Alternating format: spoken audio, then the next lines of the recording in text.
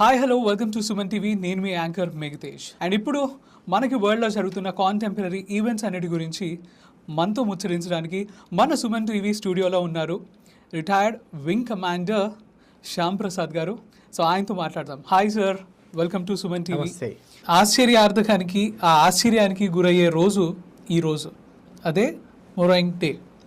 So అసలు ఏంటి మొరాయింగ్ day అంటే? 1944లో మణిపూర్ లేని బిష్నో జిల్లాలో మొరాంగ్ అనే ఒక ప్రదేశంలో, ఒక నగరంలో మొట్టమొదటిసారిగా మన భారతదేశపు జెండాని ఎగరేయడం జరిగింది. అప్పుడున్న బ్రిటిష్ ఫోర్సెస్ను ఓడించి ఇండియన్ నేషనల్ ఆర్మీ అప్పట్లో నేతాజీ సుభాష్ చంద్రబోస్ని ప్రెసిడెంట్గా 18 దేశాలు అంగీకరించాయి.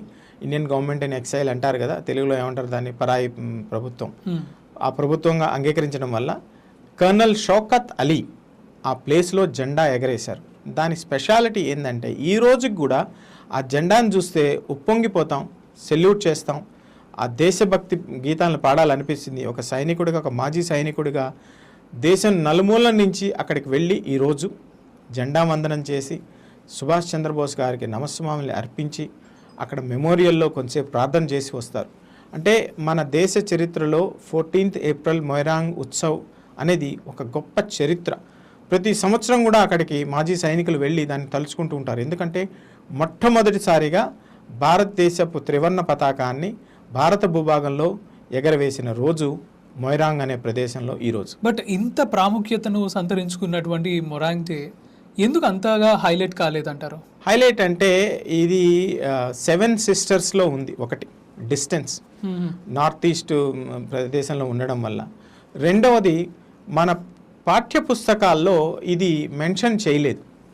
ఇప్పుడు కొత్తగా చెప్పిన నేషనల్ ఎడ్యుకేషన్ పాలసీ 2020 ప్రకారంగా అన్ని ప్రక్షాళన మొదలైంది. అంతకుముందు మా చిన్నతనంలో ఇవి నేర్పించలేదు. దీనికి నేను సోషల్ మీడియాని క్రెడిట్ చేస్తాను. సోషల్ మీడియాలో జరిగిన వన్ ఆఫ్ ద మంచి విషయాల్లో ఇది ఒకటి. అవేర్నెస్ పెరిగింది, ఈ మొరాంగ్ గురించి కూడా ప్రజలకు తెలిసింది. మీరు ఊహించండి, స్వాతంత్రానికి చాలా యాదృచ్ఛికంగా జరిగింది. స్వాతంత్రం రావడానికి ముందు 3 సంవత్సరాల క్రితం జరిగిన ఘటన, స్వాతంత్రం వచ్చిన తర్వాత జరిగే 3 సంవత్సరాల ఘటన ఈరోజు ఒకటే, మొరాంగ్ డే. దీనికి సంబంధించి ఈ ఐఎన్ఏకి చాలా దగ్గరగా సంబంధాలు ఉన్నాయి. So INA is nothing but Indian national army. But ఈ ఇండియన్ ఏదైనా సరే ఆర్మీ అన్న తర్వాత సాక్రిఫైజెస్ ఉంటాయి సార్.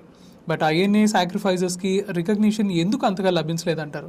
రికగ్నిషన్ అంతగా లభించలేదు అనడం కన్నా, రికగ్నిషన్ లభించడానికి మన పొలిటికల్ కండిషన్స్ చాలా ఉన్నాయి. ఎందుకంటే సుభాష్ చంద్రబోస్ గారు బ్రిటిష్ ప్రభుత్వాన్ని గజగజలాడించారు. మనకి స్వాతంత్రం రావడంలో ఆయన పాత్ర చాలా ఉంది, కానీ మన పాఠ్య పుస్తకాల్లో అది లేదు. యాజ్ ఏ కలెక్టివ్ సొసైటీగా మనం ఫెయిల్ అయ్యాం.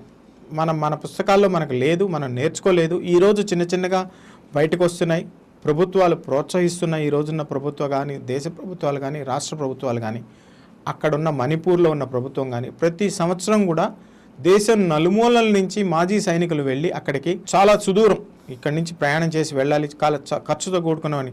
ఇంకోటి తన సొంత ఖర్చులతో వెళ్తారు, అదేం ఆర్గనైజ్డ్ కాదు. ఇది ఆర్గనైజ్ చేసేది రక్షణ శాఖే అయినా కానీ వాళ్ళ ఖర్చులు పెట్టుకొని అక్కడికి వెళ్తారు. ఇంఫాల్కి వెళ్తారు. ఇంఫాల్ నుంచి మొత్తం వాళ్ళ బాధ్యత అంతా ఇండియన్ ఆర్మీ చూసుకుంటుంది. ఒక 2-3 రోజులు అక్కడ ఉండి అక్కడ చూసి, అంత కష్టమైన ప్రదేశానికి ఆయన ఎలా చేరాడు, రవాణా వ్యవస్థ లేని రోజుల్లో 1944లో ఆ మహానుభావుడు ఎలా చేయగలిగాడు, ఆయన తలుచుకొని ఆ రోజు స్వామి నీ దయ మా ప్రాప్తం అనుకొని అక్కడ ప్రార్థన చేసి వస్తారు. మీ అనుభవం అండ్ మీ నాలెడ్జ్ని షేర్ చేస్తూ ఉండాలి. అండ్ ఈసారికి ఇప్పటికీ అయితే మాత్రం thank you so much sir from Suman TV Nellore.